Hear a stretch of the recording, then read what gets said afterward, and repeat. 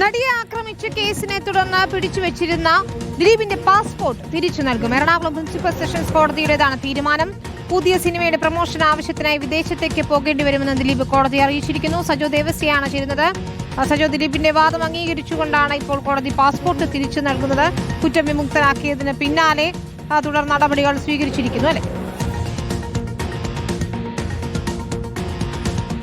വിനീത, ദിലീപിനെ സംബന്ധിച്ചിടത്തോളം ആശ്വാസമാണ്. പക്ഷേ ഇതൊരു സ്വാഭാവിക നടപടിയാണ്. അതിന്റെ പ്രധാനപ്പെട്ട കാരണം ഈ കേസിൽ കുറ്റവിമുക്തനാക്കിയതോടുകൂടി ദിലീപിനെതിരായ ബോണ്ടുകൾ അവസാനിക്കുകയാണ് ചെയ്തത്. അക്കാര്യം വ്യക്തമാണ്. അതായത് നിയമപരമായി ഇനിയിപ്പോൾ പാസ്പോർട്ട് വിട്ടു നൽകുക എന്നതൊരു സ്വാഭാവിക നടപടിയാണ്. ദിലീപിന്റെ അപേക്ഷയിൽ നേരത്തെ പ്രോസിക്യൂഷൻ എതിർപ്പ് ഉന്നയിച്ചിരുന്നു എന്നത് പ്രധാനപ്പെട്ട കാര്യമാണ്. പക്ഷേ ആ എതിർപ്പ് തള്ളിക്കൊണ്ടാണ് കോടതി ഈ തീരുമാനം എടുത്തിരിക്കുന്നത്. അതായത് നിയമപരമായി പരിശോധിച്ചാൽ ഒരു കേസിൽ, അതായത് 7.5 വർഷത്തോളം ദിലീപിന്റെ ജാമ്യ വ്യവസ്ഥകളടക്കം, അതായത് കേസിൽ അറസ്റ്റിലായതിന് പിന്നാലെ ജാമ്യത്തിലിറങ്ങിയതിന് പിന്നാലെ ജാമ്യ വ്യവസ്ഥകൾ ഉണ്ടായിരുന്നു. ആ ബോണ്ട് എക്സിക്യൂട്ട് ചെയ്തിരുന്നു. അതുകൊണ്ട് ഇപ്പോൾ നിലവിൽ ജാമ്യ ബോണ്ടുകൾ എന്തെങ്കിലും നിലനിൽക്കുന്നില്ല. ഇനിയിപ്പോൾ അപ്പീൽ വന്നാൽ തന്നെ, അതായത് കുറ്റവിമുക്തനാക്കിയതിന്മേലുള്ള അപ്പീൽ വന്നാൽ അതിന്മേൽ പ്രത്യേകമായി എന്തെങ്കിലും ജാമ്യ വ്യവസ്ഥകളോ അത്തരം നിയമപരമായ കാര്യങ്ങൾ മറ്റേതെങ്കിലും കോടതികളിൽ നിന്ന് ഇല്ലാത്ത പക്ഷം പാസ്പോർട്ട് എന്നത് പിടിച്ചുവെക്കുക എന്നത് നിയമപരമായി നിലനിൽക്കില്ല. ഇന്ന് കേസ് പരിഗണിച്ചപ്പോഴും പ്രോസിക്യൂഷൻ പ്രത്യേകിച്ച് എന്തെങ്കിലും വാദമുഖങ്ങൾ ഉന്നയിച്ചില്ല. നേരത്തെ കൃത്യമായി ഇതിനെ